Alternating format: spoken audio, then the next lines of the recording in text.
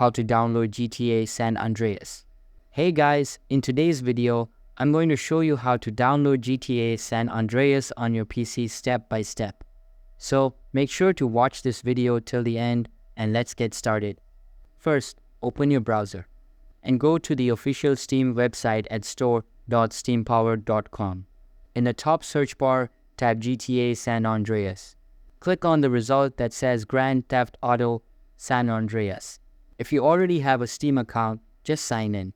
If not, click on Join Steam and create your free account.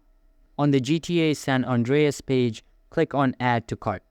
Click on Purchase for myself, then enter your payment details. Complete the payment to add the game to your library.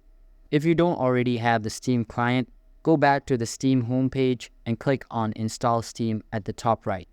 Download and install the Steam app on your computer. Open the Steam app and go to your library. Find GTA San Andreas in the list and click Install. Choose the location and wait for the download to finish. Once the installation is complete, click on Play and enjoy the game. That's how you can download and install GTA San Andreas on your PC. If you found this video helpful, make sure to leave a like and subscribe to the channel. Thanks for watching, and I'll see you in the next one.